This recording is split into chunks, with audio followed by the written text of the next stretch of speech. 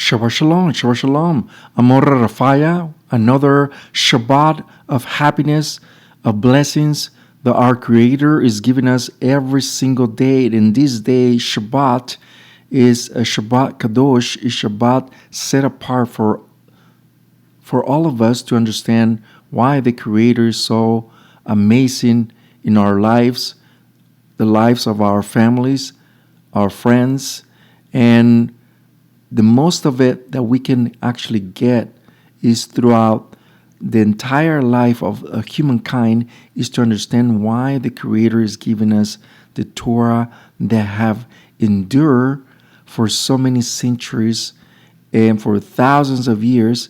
The Torah is still there. Today we will take a quick look on how the Creator,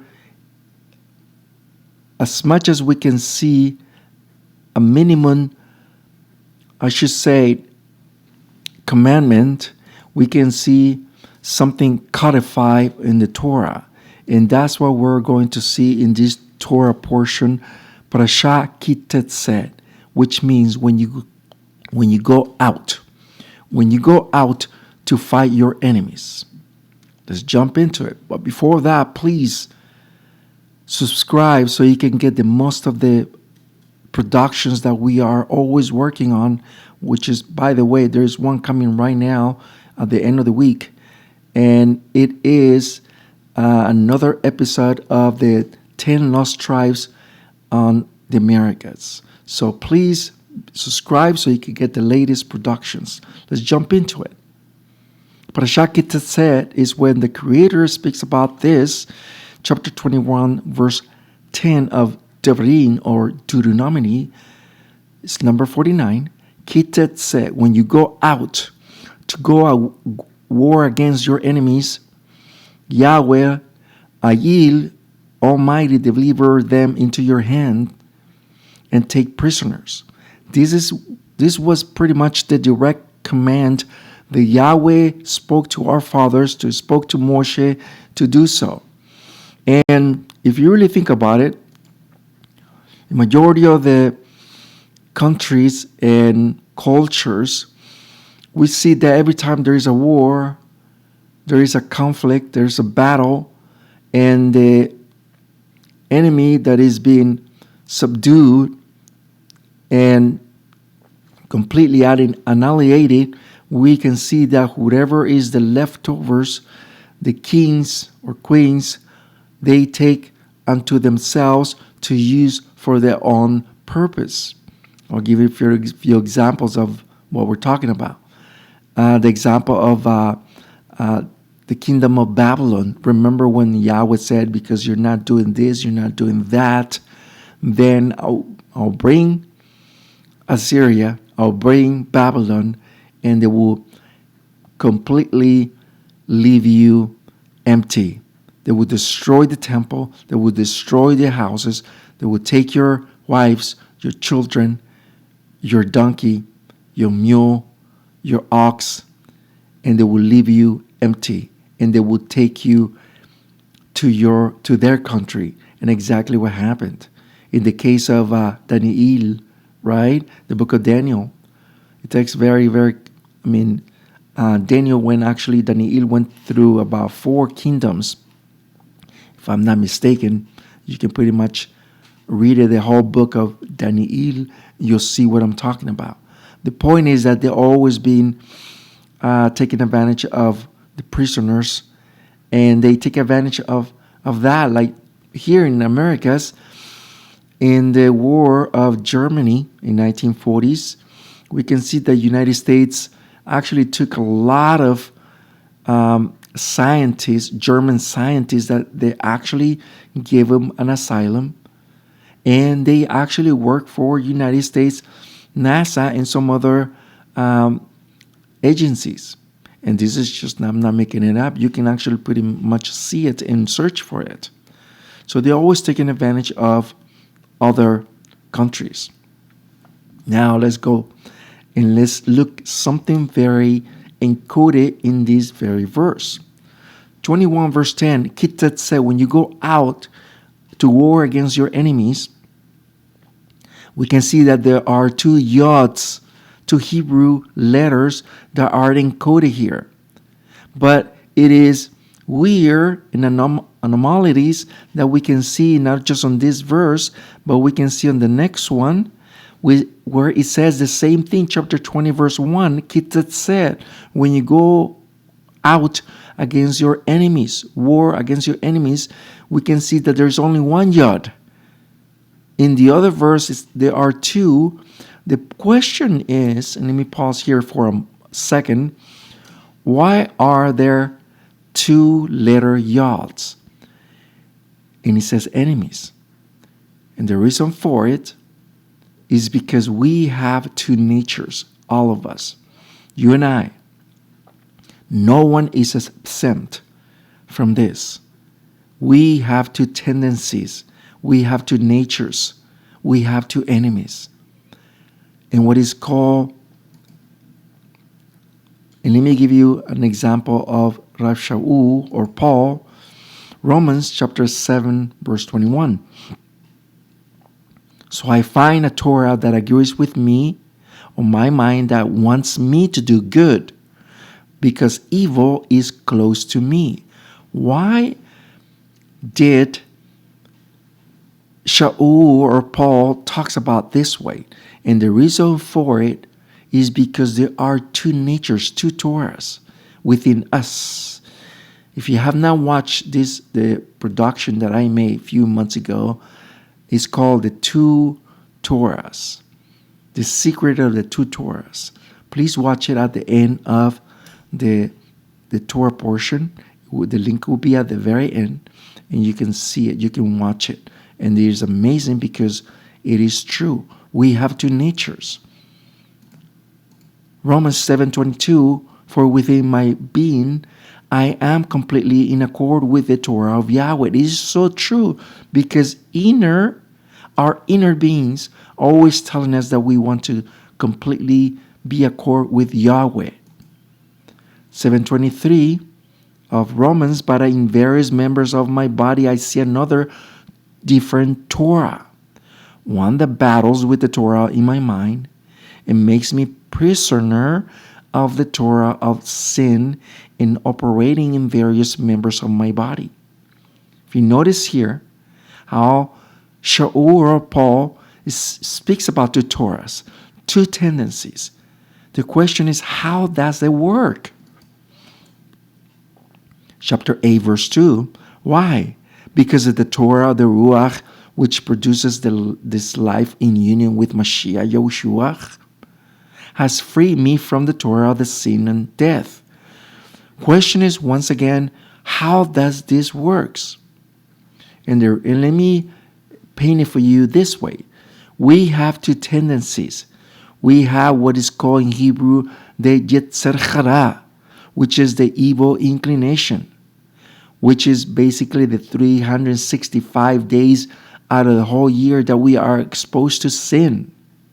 These are the negative commandments, Yetzer Hara, and the positive commandments, which are the 248 members of extremities of your body, which is called in Hebrew the Yetzer Hatov, which is the good inclination. And let me pause here just for a few seconds, having you watch it that even in cartoons, there is painted like there is an angel and a devil on the one on the right side and the other one on the left side, and both are fighting. It's within us, these two natures, the Yetzer Hara and Yetzer Hatov, the evil inclination and the good inclination. The 248 are basically when Yahweh says, if you do this, this is going to happen. The negative are, if you don't do this, then this is going to happen, which is the blessings and the cursings. Chapter 30 of the book of Devarim or Deuteronomy. All this, once again, is help us to understand that if you add the 248 and the 300, let me put it back here, the 248, you add it to the 365, gives us a total of 613 mitzvot, which is the Torah of Yahweh. All this, once again, is to help us understand how and why we are always in constant fighting. Every time you will do the good inclination is when you hitting the target, which is the Yetzer Tov. Torah means Yara, which means you're aiming to the target. But when you're doing the opposite, which is the evil inclination, what is called in Hebrew the Yetzer Hara, you're missing the mark. In other words, we are failing. We are sinning. We have our own worst enemy, we tend to think is our family member, our co-workers, our boss, and blah, blah, blah. It's not. Our worst enemy, it is ourselves. We have the enemy within us. We need to do our own inner search on how we are with the Creator. Are we doing better things to better ourselves, or we're doing the opposite? We need to be mindful of the things that we do every day. Galatians 5:17, for what the old nature wants is contrary to the Ruach, to the Spirit of Yahweh. And what the Ruach wants is contrary to the old nature. They oppose each other so that they cannot carry out their good intentions. You see that? Every instance of our lives, we have two natures that go against. There are friction. They go against each other. They're constant fighting. The question is who is going to endure? Who's going to come out a winner? And that is your decision. Ezekiel 36:27. Look at what Yahweh says about all of us. I will put my Ruach within you and cause you to live by my Torah, to walk in the Chukai, or ordinances, and to keep my Mishpatai, which is judgments, and do them, meaning obey them.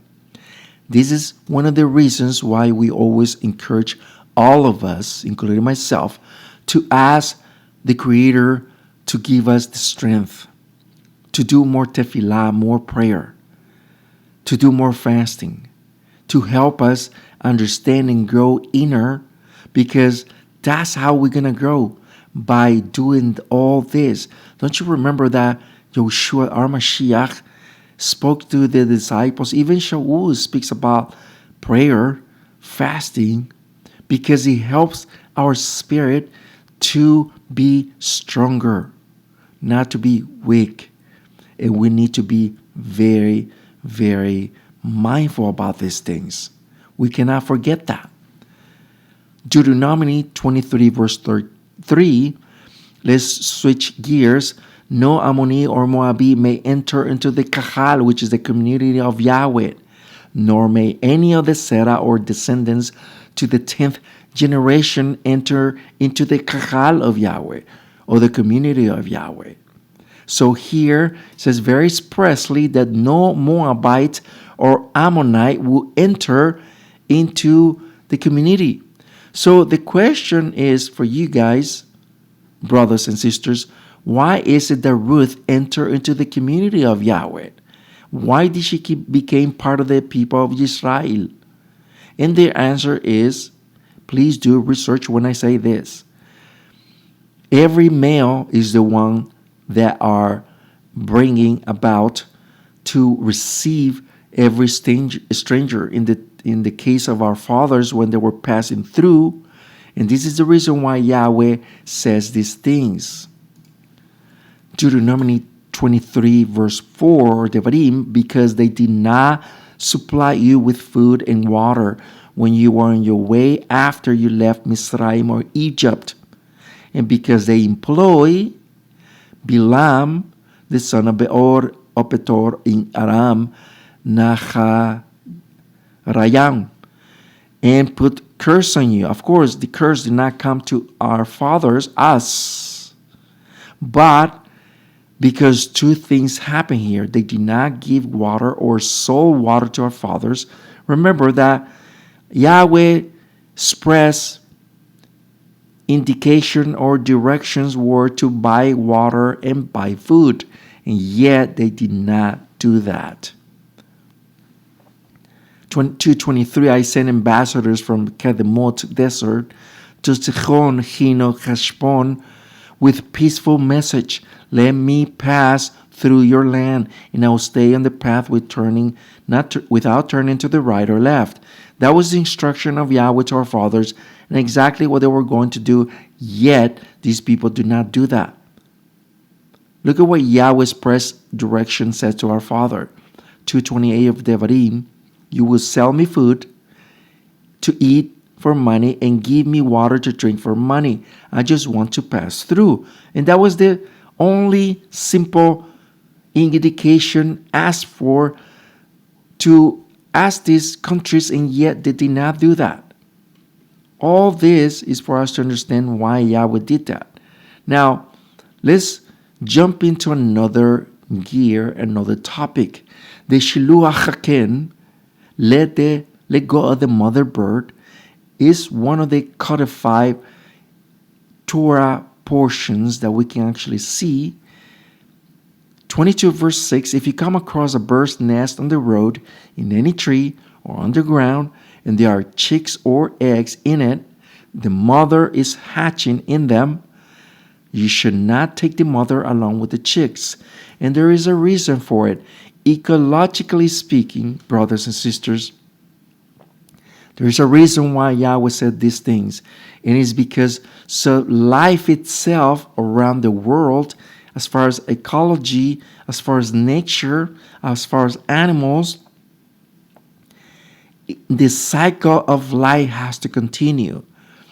Yahweh said, let the mother go. You can take the eggs, you can take the chicks, but the mother, let her go. You cannot take the whole family.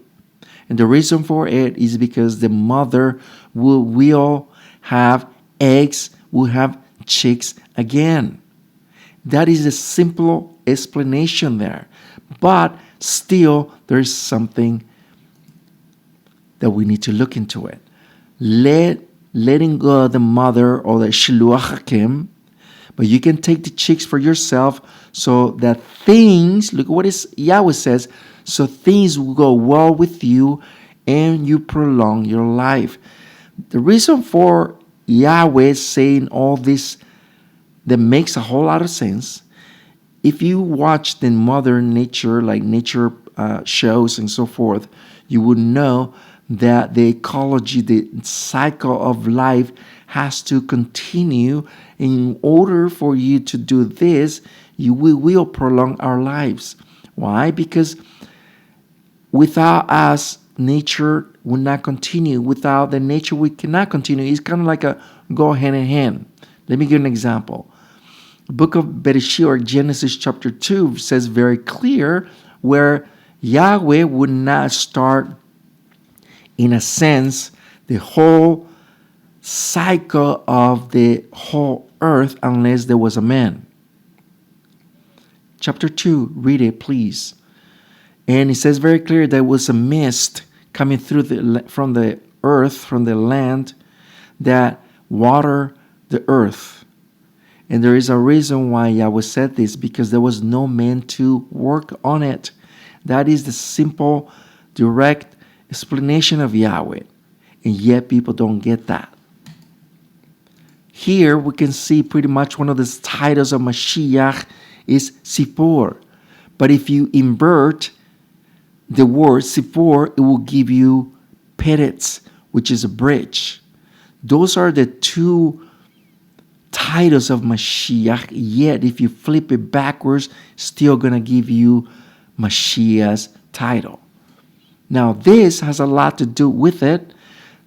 The two temples that they were destroyed, the first Beit HaMikdash, the reason why it was destroyed is because it was like the reason of idolatry, immorality, shedding of blood. Jeremiah 7:9. First, you steal, murder, commit adultery, and worship Baal. Yet our Father Yahweh gave the ultimate ultimatum to our forefathers, yet they still continue. 7:14, I will make the house that bears my name what I did with Shiloh. And what did he do with Shiloh? Simply, he destroyed it.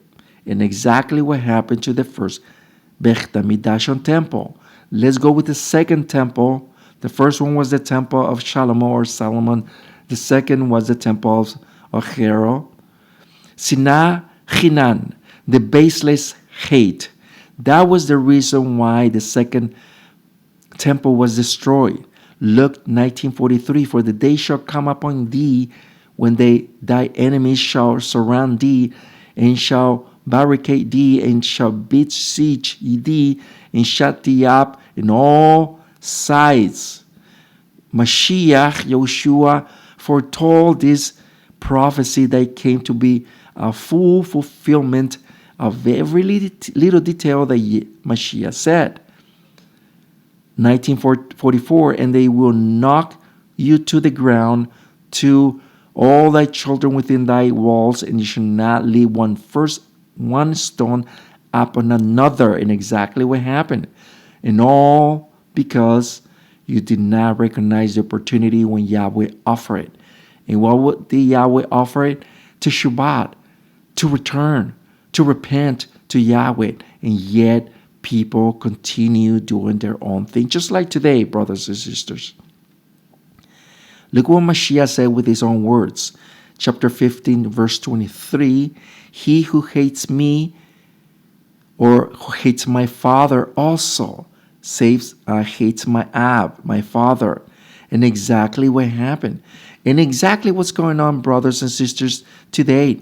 Today, pretty much what we can see is when a lot of Christians that come from the Christian background to come to the Hebrew culture, the Hebrew roots, and even on the Messianic arena, they tend to jump into the other side with the Jewish brothers, and they ended up making themselves look like a fool by rejecting and hating our Mashiach. This is a no-no for Ephraim. This is a no-no for the house of Israel. As Jewish brothers, they do have this absent, this reason, but we that come from the Christian background, we don't have that excuse. If you hate the Mashiach, you will also hate the Father. Simple as that. And I'm not saying it. Mashiach is stating this.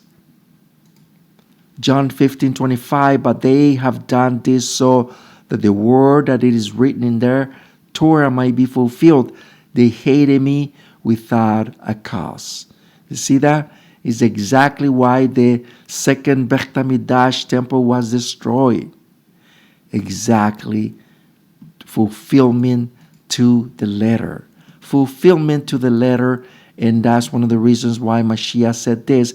But look what it says, because it's Shiluach Hakem, let the mother go. Look at what it says here. Matthew 23, verse 38. Behold, Yahweh is forsaking your nest, your house. You see that? Leaving it desolate. For I say unto thee, from now on you shall not see me again until you say, Baruch haba b'shem Yahweh. Blessed is he who comes in the name of Yahweh. That's one of the reasons why the nest was desolated completely. The house was completely desolated. Look what it says in the book of Proverbs 27, verse 8. Like a bird that wanders from its nest is the man who wanders from his home. All this, once again, is for us to think for a moment, what have we done for ourselves, for our lives? Are we making good decisions?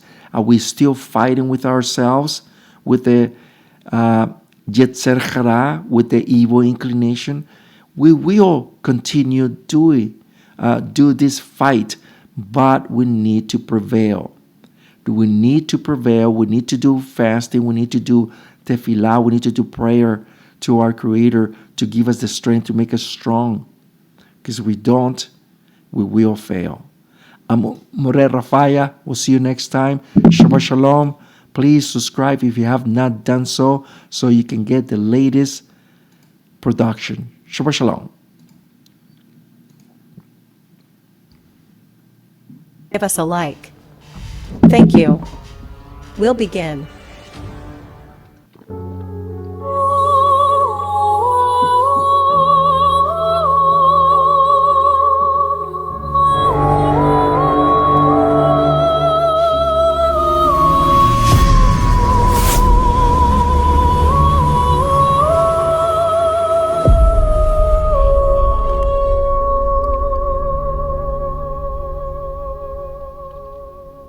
Toto Rava. If you like this video, please give us a like and subscribe to our channel. There's more content in production. Thank you.